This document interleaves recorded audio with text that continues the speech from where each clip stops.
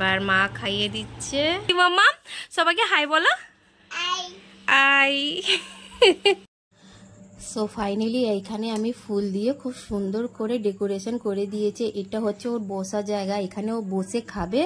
তো প্লেটগুলো আমি ভালো করে সাজিয়ে দিয়েছি। এখানে আমার বর আর মা চলে এসছে ওকে আশীর্বাদ করার জন্যে। তো এবার সোনাই চলে আসে, এই যে আমাদের প্রিয় সোনাই চলে এসছে, এখানে ও বসে ভাত খাবে। এক কাকিমা রান্না করেছিল খুবই ভালো, যেহেতু আমার কাছে সত্যি কথা টাইম ছিল না যে আমি ওকে ভালো করে রান্না করে খাইয়ে দেবো, যেহেতু সেই দিনেই আমাকে দৌড়ে দৌড়ে আমার মেয়ে জামা কাপড় প্যান্ট কিনতে যে যাওয়া ছিল। তাই এবার মামা আসবে।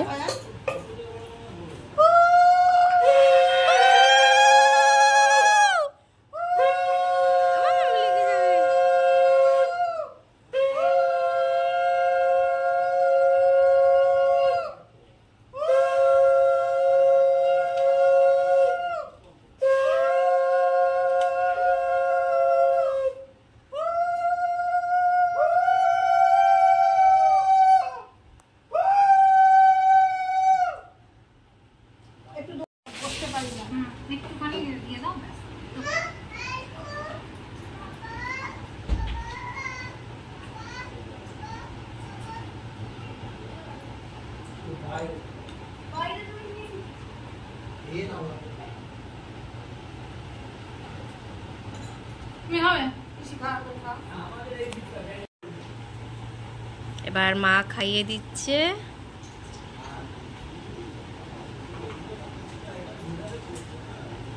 পেট ভরে খা, আর তো খেতে পারবি না এখানে, সেই সোজা গিয়ে শ্বশুর বাড়িতে খাবি।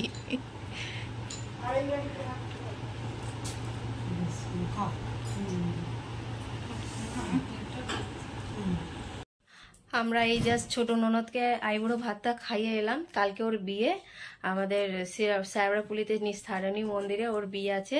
তো আমার মেয়েকে এখন যাচ্ছি জামা কিনতে। আমার ঘুম নেই, ভ্রু প্লাগ নেই, কিচ্ছু নেই। হ্যাঁ, কি করবো, বরের ছুটি পাচ্ছিল না।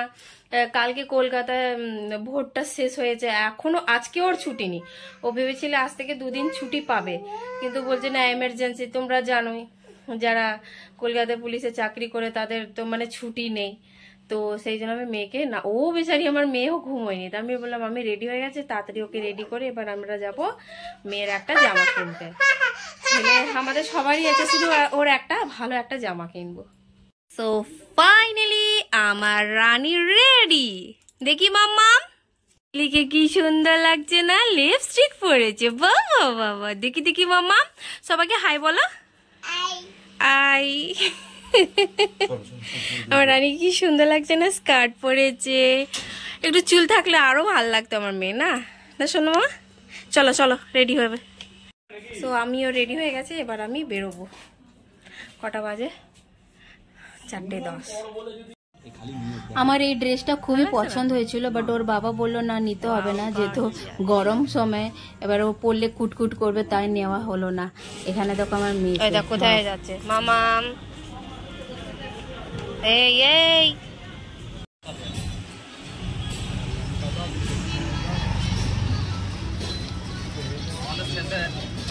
সো ফাইনালি আমি মেয়ে জামা কিনে চলে এলাম। বাবু বসে আছে, আজকে বাবু সব বন্ধুরা আসবে, তাই না? সবাইকে আমার ছেলে ডেকেছে একটু, মানে জাস্ট ওই ঘুগনি করব, ওই ঘুগনির জন্য, যেহেতু সবাই ওকে আসে দেখতে, তাই আমি বললাম একটু সবাইকে কিছু খাইয়ে দিই। তো কারণ হচ্ছে একটু ভালোভাবে আমি ভেবেছিলাম করব, কিন্তু হয়ে উঠছে না, যেহেতু আজকে আমার ছোট ননদ আইবুড়ো ভাত খেলো, আবার আমাকে অনেক কাজ আছে। এই যে দেখলে তো, এই জাস্ট মানে খেয়ে দিয়ে সঙ্গে সঙ্গে 1 মিনিটও রেস্ট নিলাম না। আমার মেয়েও ঘুমোলো না, এসে আমার মেয়ে ওই ঘরে ঘুমোচ্ছে। এবার গিয়ে আমি রান্না বান্নাতে ঢুকবো, তারপর একটু পরেই পার্লার যাব আমি। আর আমাকে শাড়ি দিয়ে এসেছি, ব্লাউজ আনতে হবে, মানে ভাবছি কখন গিয়ে এইগুলো করব আমি। কি বলো?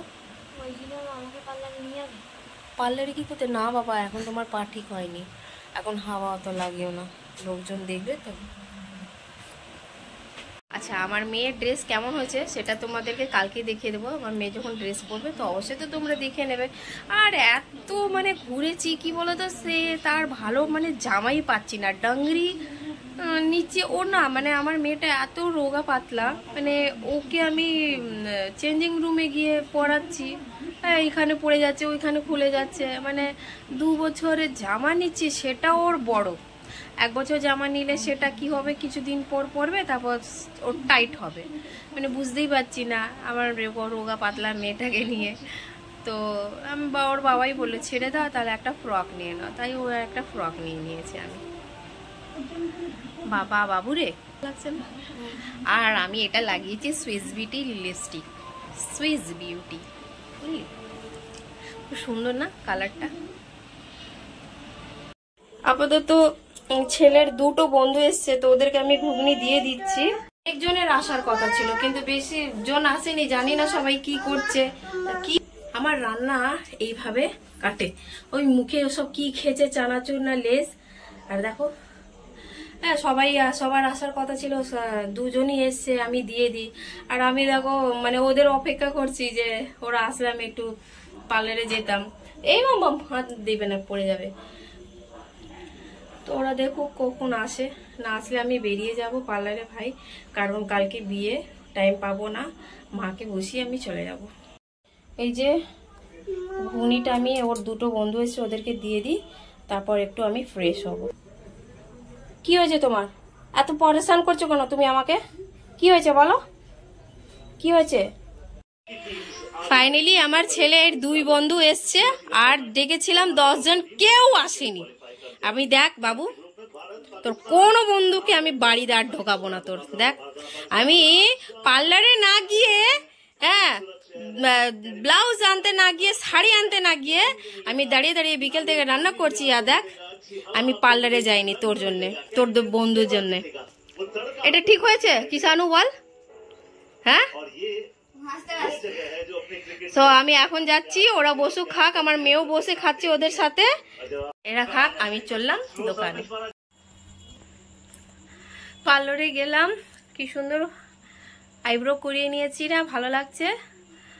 আর এত ভিড় ছিল যে মানে আমাকে গিয়ে 15 থেকে 20 মিনিট বসতে হলো।